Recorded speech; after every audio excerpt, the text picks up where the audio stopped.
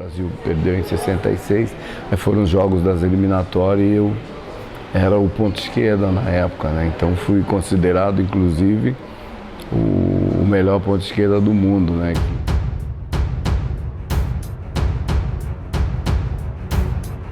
Cara, pra você ter uma ideia, nós viajávamos 3, 4 vezes por ano.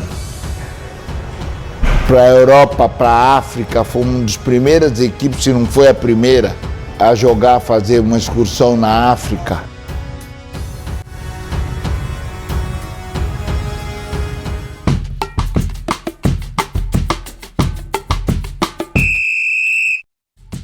Indicado por Pelé ao Santos, Edu foi um dos maiores dribladores do futebol brasileiro. É até hoje o atleta mais jovem a ter sido convocado para uma Copa do Mundo, com apenas 16 anos. Com 183 gols pelo Santos, fez história com a camisa alvinegra, além de ter sido campeão mundial com a seleção em 1970. Lima, companheiro de Edu no Santos, é famoso por ter sido um jogador coringa. Atuava em quase todas as posições do campo. Ao lado de Pelé, Edu e companhia, fez parte de um dos maiores times brasileiros de todos os tempos. Lima e Edu trabalham até hoje com o futebol e neste episódio vamos explicar como foi o pós-carreira deles. Você tinha alguma coisa em mente quando parasse de jogar bola? Ou você parou e depois pensou no que você ia fazer? Não, eu simplesmente parei de jogar e botei na minha cabeça, não vou parar de jogar inteiro, né, bem, sem nenhuma contusão, sem nada, para poder depois continuar brincando, né, batendo aquelas peladinhas que todo mundo faz, né, nos finais de semana, né, então eu nunca pensei assim, algo de, por exemplo, trabalhar num clube, ser treinador, isso nunca me passou pela cabeça. Qual que é o maior desafio que você acha do pós-carreira? Assim? O maior desafio do pós-carreira é que as pessoas, infelizmente acontece, não são todas não, mas as pessoas te cobram muito de você, como se você ainda estivesse jogando. Só que eu estava no banco, eu não estava jogando.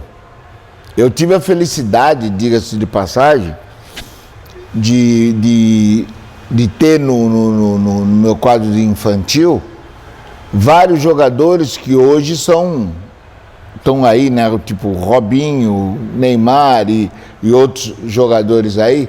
Todos eles conseguiram se acertar na vida. Não aqui, alguns não aqui como jogador. Teve o início de carreira aqui, hoje estão na Europa. Eu acho que, em primeiro lugar, o jogador, quando ele está para parar de jogar, ele tem que pensar bem, né? Eu, quando parei de jogar, eu não quis homenagem, jogo de despedida, nada, simplesmente parei. E o mais importante de tudo é você parar de jogar e praticamente tirar aquilo da cabeça de que você ainda é um jogador de futebol. E isso acontece ainda com muitos, que por isso tem muitos jogadores que sofrem com isso. Eu não tive esse problema porque eu me preparei para isso. E é lógico que as oportunidades pós-futebol, elas surgem, né? Como você citou, né? O caso do Marcos, como tem outros jogadores que simplesmente se afastaram do futebol, né? Se afastaram não, né? Estão numa outra carreira, mas que não seja dentro do futebol. E depois de terminar a carreira de jogador, o que você começou a fazer depois? Assim, até para renda e tudo mais? Ou usou do futebol para continuar? Não, eu usei o futebol para continuar, né? Porque eu comecei com escolinhas, né, de futebol, né? Eu tinha me formado em educação física, então eu comecei a trabalhar com escolinhas de futebol. Tanto que faço até hoje um trabalho nos Estados Unidos já há 19 anos, vai para 20 anos agora esse ano, e graças ao futebol, né? Então, quer dizer, eu ainda estou dentro do futebol. Eu já vinha preocupado em parar, né? Porque chega um ponto, eu fiz 696 jogos pelo Santos. E eu sempre me interessei pelas categorias menores, não sei por quê. Quando eu assinei o último contrato com o Santos, aí veio, parece que é uma coisa encomendada, né? Veio e falou assim, mas você vai parar de jogar? Eu falei, eu vou parar de jogar profissionalmente, mas eu gostaria de seguir no futebol e tal. Ele falou, é justamente sobre isso que eu queria falar. Por que você não pega a categoria do sub-15? Nossa, era o que eu queria, continuar dentro do futebol, trabalhando no Santos e trabalhando com as crianças, né? E a história da guerra que estava tendo na África, no continente africano, era por disputa territorial, né?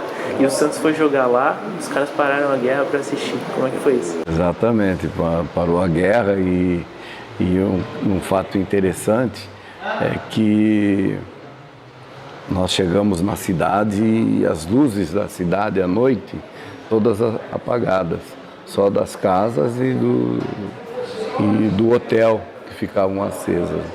E eu perguntei para o gerente, né, o porquê, né, daquilo, né, e ele me disse que era para evitar a visão do inimigo, que a qualquer momento podia ser bombardeada, né. Então imagine você dormir para jogar no dia seguinte e de repente nós ganhamos o jogo e eu fiz um dos gols, né, nessa partida. Esse negócio de parar a guerra foi um negócio louco, uma coisa assim, nós já estávamos lá e já estava marcado o jogo nesse local, né, para jogar. Aí quando nós chegamos lá, falou assim, olha, só tem um probleminha simples. O empresário falando, pô, que probleminha? Eles estão em guerra. E era um lugar assim como se fosse Santos e Guarujá. Era separado pelo mar. Eles falaram assim, eles estavam em paz. Quando eles souberam que eram vocês que vinham aqui, eles resolveram aparecer.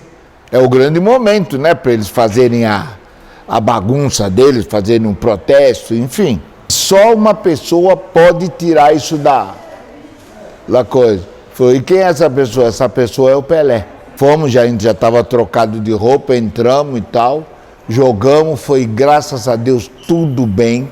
Tiramos foto com torcedores e tal. E a presença do Pelé foi, sabe, balançou a África inteira.